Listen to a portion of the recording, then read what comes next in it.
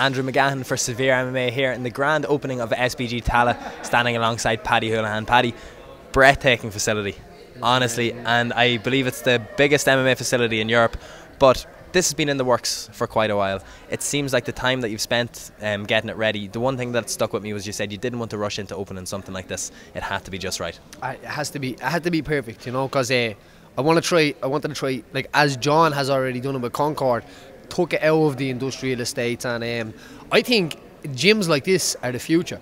Gyms where you're physically moving, it's not just lifting weights, not just running on treadmills anymore. I think this is the future of moving forward.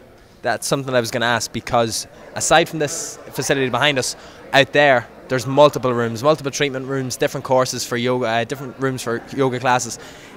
Is this the community place where people as a family will be able to come? Their kids are doing martial arts, the dad's sitting in the juice bar, the mum is upstairs doing a bit of yoga. As you're saying that there, I'm smiling because that's what I wanted to create here. I wanted to create a place in Tallaght that's it's a fitness club, it's a social club, it's places to come and meet people. If you go to a juice bar and things like that in normal gyms, you don't tend to talk to the person beside you, and if you go to yoga classes, you usually come in, look straight forward, do your stuff and then go. But I think if 4 or 5 people in a yoga class start like mingling, then it opens the door for mingling for everyone. Same in a juice bar, the conversations are always flying. You know the girl behind the counter, which is, it's actually going to be my sister. So and she's a buzzer. So before your last fight, put into the main event in Dublin, and the whole thing was, I didn't ask for this. I always wanted to leave a legacy from where I've come from. That's what it was always been about for you, leaving a name. And with the early retirement maybe cutting short that aspect, do you think this has given you an avenue to be remembered in an even bigger sense than you ever could have from fighting? Because you're putting something in the community that will last, hopefully, for generations to come. Definitely. I think what you do in fighting is it's a trampoline, but you always have to have a way out, and you've got to figure out what's going to happen after it. Fighting in the UFC is not the be-all and end-all. I've been there, I've done the main event, I've came back. It's great, it's an awesome experience, but if you're not thinking about your kids and you're not thinking about your future, well then you're gonna be caught out, you know what I mean? So I've always, like, John was the one who came up with the first idea of doing this, and like Anne, I would follow John into a burning building, you know, if he tells me, and I trust him so much. John's been like a father figure for me growing up, so when this idea came about, I was all in, you know, and then it escalated and it evolved like everything, and here we are. This is something that I've always wanted to do. I think helping people is more important than helping yourself sometimes, and that's what this stage of life is for me. Because in the retirement and in taking up the coaching phase now in a full-time position, that is effectively what you'll be doing from one end of the day to the other. Someone comes in here, they're jumping in a class that you're taking it, you know that you've improved that person at least by 1%. I think if you come through these doors, you've already improved yourself, and I'll never take credit for improving the person. I will help them and I'll give them advice on the normal things like cutting weight, where we kind of guessed it for a long time, and refilling, and they won't make the same mistakes that I have, and if they do, it's probably because they went against my advice. And as I said, I'll always give someone advice. I'm open to someone coming in here and showing me something new regarding weight cut, and like through the window here we have Owen Lacey. Owen Lacey has helped me for so long, and then coming into recent times, King of Kings had helped me so long down in John's place. So I see them people helping people, and I'm looking forward to kind of joining that club of helping people get along. I suppose the one thing, if we stress more than anything, maybe people are seeing this facility to see the cages, see the ring, to see all the punching bags. This isn't a place where you can come in and you have to have experience, or you have to have fought before, you have to have trained before. The emphasis, and I know from how well you did with all of the beginners in SBG in Concord, this is for the person to walk in off the street and then they're set. 100%. If you walk in here with the right attitude, this could change your whole life, and that's exactly what happened to me.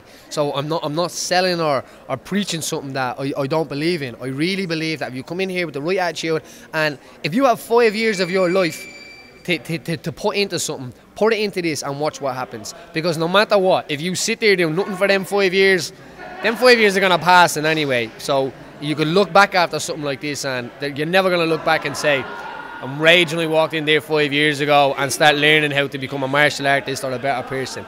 This is for day one beginners all the way up to guys that want to compete and fight, and it's always been that way. Just a few things before we go. They will be in the video, but we're standing straight here. Up here around the gym, it seems like there's a lot of TVs. I'm told that they're linked all from behind the desk. Is that the sort of thing, for example, Paddy Holohan is here is teaching a striking combination, and boys, to show you how it works, here it is how I hit it against Louis Smolka in the fight, we throw it up on the TV. 100%, and the way he hit me with strikes as well, so we won't be biased.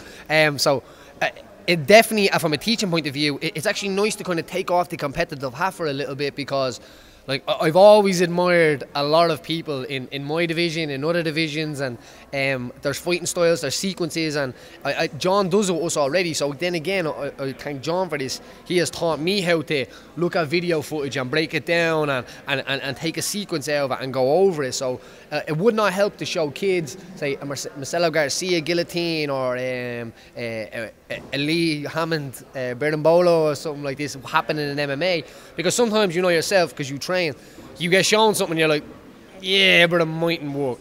But when you see it working in a fight, it's like, oh shit, you believe in it. So I'd like to be able to kind of give people the live aspect of it as well. Like, and it's only a touch, but it's a new approach to coaching, so we're evolving again. And just on that, as you're talking about enjoying coaching so much, obviously it's very hard to lose the competitive streak that has got you so far in this point. Maybe focusing on other areas. I know you are a massive advocate of jiu-jitsu. Is that something that you're going to start looking back into, or is the coaching hat firmly on for now? Yeah, no, definitely. Me and if you're around the game a long time, you'll know someone called Dave Roach.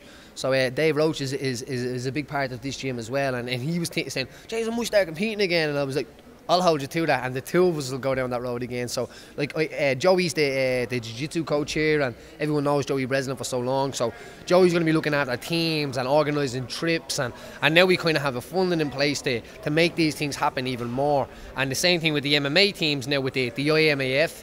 Is that what it's called? The IMMAA. I can never get it. But yeah, with them, the European Champions and the World Championships, like we kind of. It's nearly going like a kickboxing karate kind of thing now, where there's championships to build teams for, to train for, to go to. Like where like it was always the Europeans and stuff like that with jiu-jitsu, but now it's opening out even more. So. Well, then, two quick things, and just one more on that. Is this the sort of thing, like you're talking about weight cutting in the past, learning from mistakes of that? Is this trial and error of what has happened to you guys when you were coming up? Maybe, like, and for me, I travelled to the Europeans before with Joey. I know how many jiu-jitsu guys have done it on a shoestring budget.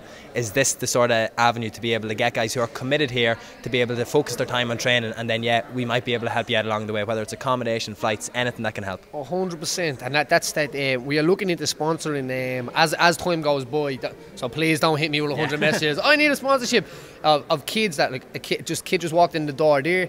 Who knows? You know what I mean? Who knows what the time is going to be? If that kid like little Nate Kelly, like he needed the funding to kind of get him into places, and I understand that you need a little bit of help out at the start, money wise and things like that. So if I do see that kid, and I do see them people that want to compete and want to represent the gym, and yeah, definitely there will be like a fund made available to raise the gym's profile and most importantly raise the fighters' profile. Yeah. And then finally on that, I know every time that we spoke before, we often do look ahead. Where are we going to be in 6 months' time? Where are we going to be in 12 months' time? But now it's a different aspect. It's not going to be who will maybe be fighting in a couple of months' time. If you're looking at this, the best case scenario, because as a man who has always worn his heart on his sleeve, proud to be where he's come from, born in Tallaght, will die in Tallaght, this is something that's been dropped literally into the centre of Tallaght in order to improve the area as a whole. For you, this is the ultimate dream. Where are we going to be in 12 months' time? I don't think there's going to be like a fight team as much at the start, so I will definitely be looking around the program. So guys coming in, and it's not to see can you knock this guy out, can you choke this guy. I'm the best here, so pick me. I want the guys with the attitude. Same way of like the way football works. You have a guy that's really good at football, but he's always cursing at the ref, or he doesn't pass the ball. It doesn't transfer into an environment that I need people to go. So I'm definitely going to make time available of my own time to pick a few people and create a group of 10 maybe to start off with. Maybe do 2 classes a week. One of them is like MMA conditioning, and one of them is MMA technique with a little tiny bit of sparring.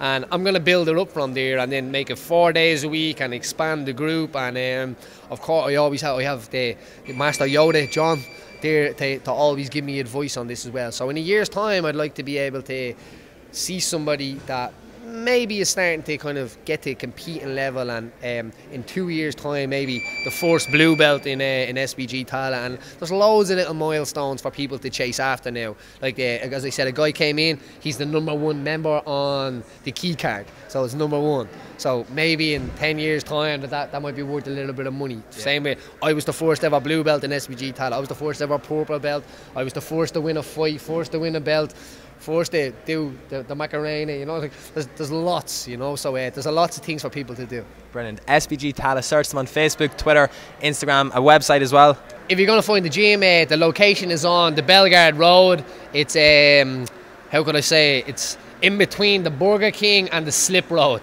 It's the old Glen Abbey complex. You can't miss it. There's a 16-foot inflatable gorilla on the roof as well. So if you go to the website, you will find their mobile number and an email address. You email your details, your number, what time you inquiry. One of our membership staff will get back to you, give you an appointment to give you a tour of the gym, and then you can take it from there. But we will get back to everybody. At the start, you can understand the list it's a bit long at the moment, but as you can see over there at the counter, they're getting on it, you know. So I don't know that part, so I'm going to stay over. Excellent. Paddy, thank you very much. Best of luck in the gym. Thank you.